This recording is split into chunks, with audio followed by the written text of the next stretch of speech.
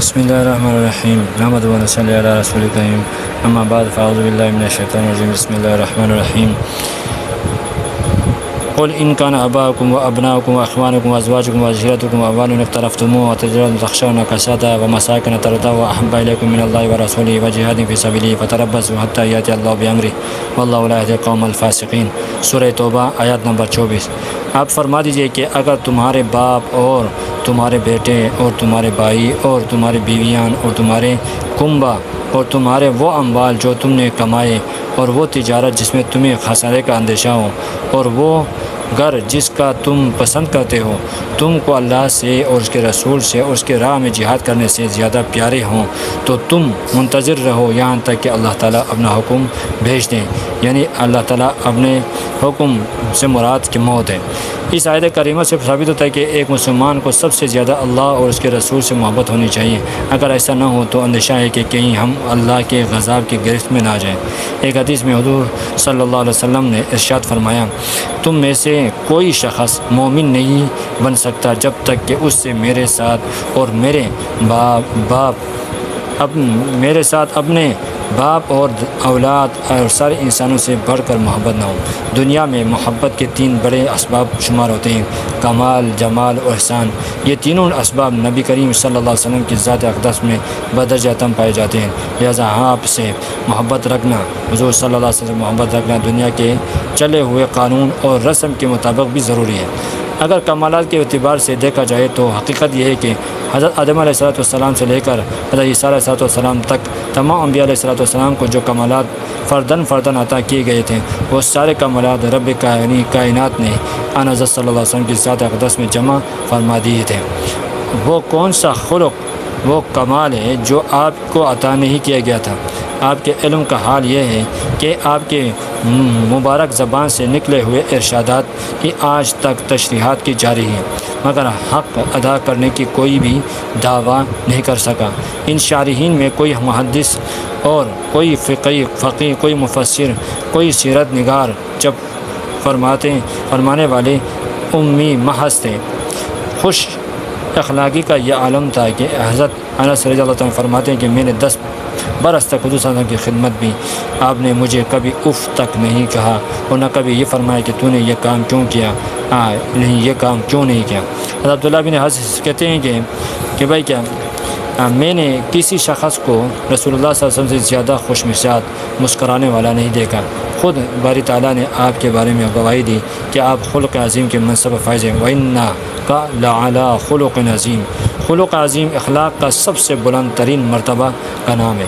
ظاہر ہے کہ جب آپ کو سب سے زیادہ اونچا مقام عطا کیا گیا تو نیچے کے سارے مقامات اس میں جمع ہو گئے۔ اگر جمال کے اعتبار سے دیکھا جائے تو بھی آپ بے مثال ثابت ہوتے ہیں۔ صحابہ کرام رضی اللہ عنہ گواہی دیتے ہیں کہ ہم نے آپ سے زیادہ حسین چہرہ کسی کو نہیں دیکھا، یوں محسوس ہوتا تھا کہ آپ کے چہرے انور میں سورج روان دواں ہے۔ حضرت حسان بن ثابت رضی اللہ عنہ سارے اہل اسلام کے جذبات کا نمائندگی کرتے ہوئے فرماتے ہیں، وَأَحْسَنُ مِنْكَ لَمْ تَرَ قَطُّ عَيْنِي وَأَجْمَلُ مِنْكَ لَمْ تَلِدِ النِّسَاءُ خُلِقْتَ مُبَرَّأً مِنْ كُلِّ عَيْبٍ كَأَنَّكَ قَدْ خُلِقْتَ كَمَا تَشَاءُ۔ دیوان حسان بن ثابت کہ میری آنکھوں نے آپ سے زیادہ حسین کبھی دیکھا ہی نہیں، اور دیکھتی بھی کیسے جبکہ آپ سے زیادہ جمیل کسی ماں نے کبھی جنا ہی نہیں۔ آپ کو ہر عیب سے پاک پیدا کیا گیا، یوں معلوم ہوتا ہے کہ آپ کو ویسا ہی پیدا کیا جیسا کہ آپ چاہتے تھے۔ ایسے صحابہ کرام بھی تھے جنہوں نے صرف آپ کا چہرہ دیکھ کر اسلام قبول کر لیا۔ یہود کے بہت بڑے عالم عبداللہ بن سلام بھی انہی لوگوں میں شامل تھے۔ وہ کہتے ہیں کہ میں نے چہرہ انور دیکھتے ہی پہچان لیا تھا کہ یہ کسی جھوٹے کا چہرہ نہیں ہے۔ حضرت ابو رافع قریش کے پیغمبر بن کر آئے تھے۔ ابو رافع رضی اللہ تعالیٰ عنہ قریش کے پیغمبر بن کر آئے تھے۔ وہ فرماتے ہیں کہ جب میں نے رسول اللہ صلی اللہ علیہ وسلم کو دیکھا تو میرے دل میں اسلام کا چراغ روشن ہو گیا۔ اگر احسانات کے اعتبار سے دیکھا جائے تو یہ ایک ناقابل انکار حقیقت ہے کہ ہم پر رب کائنات کے بعد سب سے زیادہ احسانات حضور صلی اللہ علیہ وسلم کے ہیں۔ انسان کی فطرت ہے کہ وہ اپنے محسن سے محبت کرتا ہے۔ عربی کا محاورہ الانسان و عبد الاحسان، انسان احسان کا غلام ہوتا ہے۔ آپ ہی تو ہیں جنہوں نے ہمیں خدا سے ملایا، توحید کا سبق پڑھایا، علم معرفت کے دریا بہائے، بیواؤں کو سہارا دیا، یتیموں کے سر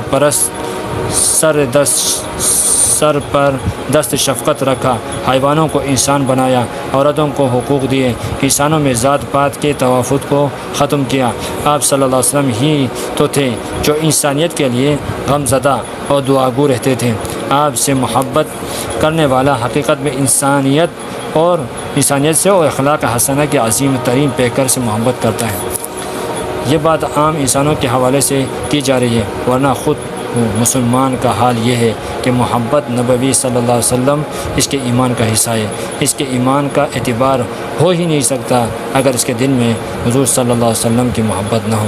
مسلمانوں کے دل میں حضور صلی اللہ علیہ وسلم کی جو محبت ہے اس کا اندازہ آج دشمنان اسلام کو بھی ہے، اور وہ مختلف حربوں کے ذریعے مسلمانوں کے دل سے اس محبت کو ختم کرنے کی کوشش کر رہے ہیں۔ توہین رسالت کے حالیہ واقعات کو بھی اسی پس منظر میں دیکھنا چاہیے۔ اس موقع پر محمد مصطفی کا تقاضا یہ ہے کہ اتباع و اطاعت کا حق ادا کر کے ہم دشمنوں کو مذموم کوششوں کے ناکام بنا دیں۔ آپ کے لائے ہوئے دین کی اشاعت کے لیے اپنی ساری توانائیاں لگا دیں۔ آپ کی توہین جیسے ناقابل معافی جرم کا ارتکاب کرنے والے ممالک کی مصنوعات کا بائیکاٹ شروع کر دیں۔ اس سلسلے میں ہمیں حکومت اور کی طرف دیکھنے کی ضرورت نہیں، بلکہ ہم میں سے ہر ایک اپنے دائرے میں بائیکاٹ کا آغاز کر دینا چاہیے، اور اسی طرح ہم نبی کریم صلی اللہ علیہ وسلم کی سنتوں کا اہتمام کریں۔ داڑھی رکھیں، جتنے بھی سنت ہیں حضور صلی اللہ علیہ وسلم، کھانے کی سنت طریقہ اس کو سیکھیں پر عمل کریں، پینے کا سنت طریقہ، سونے کا سنت طریقہ، جس طرح شادی بیاہ کی سنت طریقہ، جتنے بھی سنت ہیں حضور صلی اللہ علیہ وسلم کی سنت طریقے ہیں، ان کو لباس میں ہو، شکل صورت میں ہو، اور ظاہر میں ہو، باطن میں ہو، ہر قسم کی سنتوں کو اہتمام سے سیکھیں اور اس پر عمل کریں تاکہ دشمنوں کو زیادہ سے زیادہ تکلیف ہو۔ جب ہم سنتوں